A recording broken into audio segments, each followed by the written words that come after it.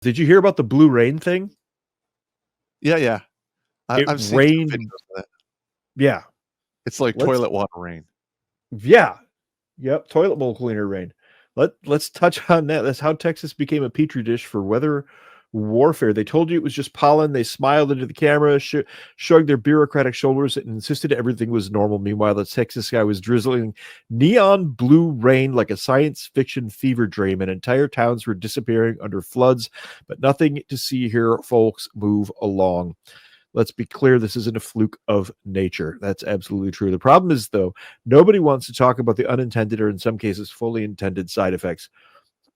When you keep cranking up artificial precipitation year after year, you destabilize natural cycles. The Earth is a biosphere. We were taught this when we were kids. Yeah. It's got its own rhythms and everything. It needs to do what it does, but it's profitable. And it makes water-hungry industries happy, so the state cuts more checks and lets private contractors treat the atmosphere like an ATM. Now, I don't know about down where you are in Detroit, but out here in farm country in the thumb, we had regular patterns, and I've been logging it.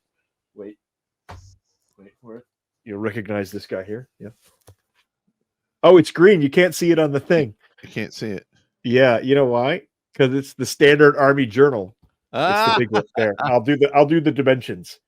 You can see, but it's magic. Yeah.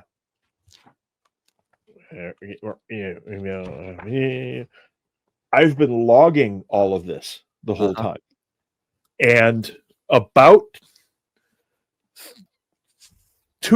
approximately 2 months ago, we had crisscross patterns in our sky all the time. And it was obvious that these were chemtrails. I mean, it was just painfully obvious that that's what it was. And about 2 months ago, it just stopped. Well, I mean, here's the thing about the chemtrails, right? Mm-hmm. We've been hearing stuff since the 70s about the chemtrails, and up until we've all known about cloud seeding. Oh, hang on. Up until the late 90s, they're like, "Oh no, that's there's no chemtrails. There's none of that. No, that's not happening. It's just a total conspiracy." But it's really happening. Yeah. There are companies that get paid to seed clouds to try to make it rain. Well, that's what this article covers. Now, what are they spraying? Let's get something straight. Cloud seeding is real. We all know that. Not a theory, not an urban legend, not your drunk uncle's Facebook rant. I mean, we've known about cloud seeding since the 70s, at least. Texas has been seeding clouds since the Eisenhower era. That's about 1953, for those of you who don't know when the Eisenhower era was. With ever-escalating ambition, planes and ground-based generators spew silver iodide, barium, and other metallic compounds into the sky, supposedly to help by bringing more rain out of the sky. They don't talk about how these chemicals accumulate in the environment, how tinkering with the storm systems can shove natural rainfall patterns into chaos. Because acknowledging that would mean admitting they've been playing God with the weather and failing spectacularly. But then the blue rain fell. People in Houston, Dallas, and a half dozen smaller towns posted videos showing cars, driveways, and yards splattered in an otherworldly blue residue. Some local reporters tried to spin this as an early spring pollen event. Never mind that pollen doesn't dye rainwater cobalt blue and doesn't show up overnight across hundreds of square miles with no precedent.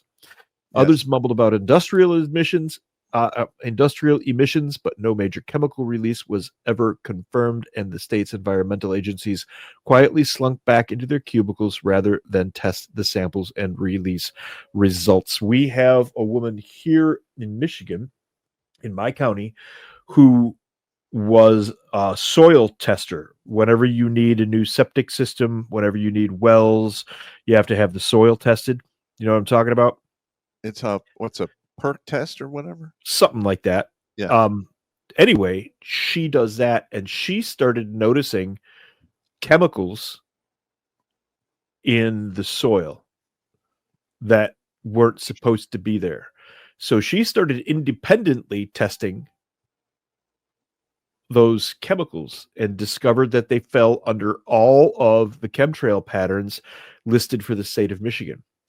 And she's got a huge report on it. But this article that we're looking at right now makes the point that these bureaucrats don't care. And I've been saying this for some time now. We don't have a federal government anymore.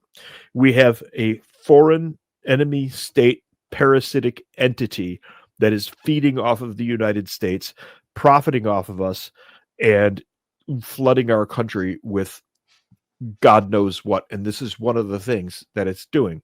And another thing that could be making it even worse is HARP. Now, I don't know enough about the HARP program. I know it did exist. I don't know if it still does exist.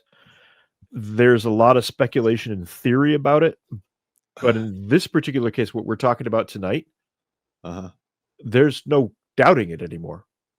It is not possible to doubt it anymore because they've admitted to it. And, well, we had blue rain everywhere. So funny how the same government that can track every illegal chicken coop and tax-dodging hairdresser can never quite produce lab data when it involves spraying aerosol and sky chemicals, which is a really good point. But here's what was leaked out anyway. Private labs that analyzed the blue rain found elevated metals, barium, strontium, and aluminum, all which can cause cancer. Elements frequently associated with weather modification programs, not that any of the officials dared to utter these words into a microphone. While the public was distracted by the spectacle, contractors kept right on flying sorties paid by your tax dollars, never mind the collateral damage. And when the floods arrived, the narrative pivoted smoothly from denial to spin. It's all global warming, all random bad luck, all out of human hands. And then catastrophe hit in the morning of July 4th when everyone was tucked peacefully into their beds. The floodgates of hell swung wide open. I wonder where I got the title for the show tonight. Overnight, 10 to 12 inches of rain pummeled Kirk County, Texas. Radar estimates up to 13 inches in rural stretches, while furious cells dumped at rates of 3 to 6 inches per hour, with some gauges catching 6 inches in just an hour. Now, that's a lot of rain. Standing by. 2014, in Berkeley, Michigan, we got 7 or 8 inches of rain. That's what she said. 30-minute or 40-minute period. Yeah. And the basement in the house that I have in Berkeley was flooded. It was like 10 inches deep down there. Wow. Yeah, I had to fire up like 2 different pumps to get the water out. Get bilge pumps and pump it into the yard? Yeah, pretty much. Yeah. Well, I didn't even have a bilge pump. I had 2 old pool filter pumps that I had to monkey rig to make them work. That's basically a bilge pump, but yeah. Yep. But yeah, that's crazy. There was so much water coming up from the sewer system that I mean, you and I lived in and around Berkeley for a long time. I've never seen rain like that there. No, the sewer lids washed off and were 6 feet away in the grass. What the hell? That's how much pressure was coming from underneath. That is a lot of pressure. Their lines weren't designed to hold that kind of pressure. Oh no, the city is very lucky something didn't cave in. Did anything cave in? I think so. There was a lot of digging after that. Wow. Yeah. Excuse me. Allergies. I'd say bless you, but we all know that's not going to help you. Yeah, it's not going to help me. Yeah. We're both definitely getting the walkthrough at least. at a minimum. The Guadalupe River, usually a calm ribbon, became a rampaging beast. It surged 22 feet in 3 hours, cresting near 29 feet, its second highest level ever recorded. Now, the Han River in Korea that I showed you, because of the structure of the mountains with those deep fault mountains, the Han River rose 100 feet in the same amount of time. In Comfort, Texas, the river shot 27 feet in just 45 minutes. Yep, that's how fast it can go. And there's nothing you can do about it when it does that. At Camp Mystic near Hunt, it heaved 26 to 30 feet in under an hour, obliterating cabins, campgrounds, power lines before anyone had a chance to process the wall of water bearing down. It moves that fast. On July 4th, the day the skies unleashed the most violent downpour the hill country had ever seen in decades, Texas communities were caught unprepared. A storm system spun off tropical moisture from a dying cyclone, feeding it into a swirling vortex over central Texas that rained down 1 trillion gallons in a matter of hours. Wow. It was fast, loud, and lethal. Now, here's the part that nobody with a soul can gloss over. At Camp Mystic, a youth summer camp for girls, a raging wall of water smashed through the river. At last count, 27 people died, including at least 9 children, little girls whose only mistake was showing up for camp. Oh, my God. Dozens more are missing and feared dead. Their faces aren't props in a press conference. They are the price of an unrestrained experiment. As rescue teams comb the wreckage, some of the same agencies responsible for the Chemical Sky Show continue to issue dry, sanitized statements about unprecedented weather events. Now, it is my personal opinion that if any of these events can be tied to any of the activities of these individuals in these private companies, that's mass murder and attempted mass murder, period. I don't care what your excuse is. I agree with you. It is because from the weather reports that I saw, now I didn't see them, I didn't look at all of them, but they're projecting 3 to 5 inches, which is manageable.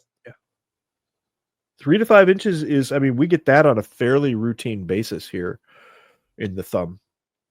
That's not that big of a deal. It's not fun. I don't like it, but at least it's manageable. Watch Grunt Speak live every Tuesday and Thursday at 8 p.m. Eastern. And if you want to join Pop for Supporter Sundays, go to redonkulous.com/donate and make a monthly pledge. A link is in the Meat Gazer box.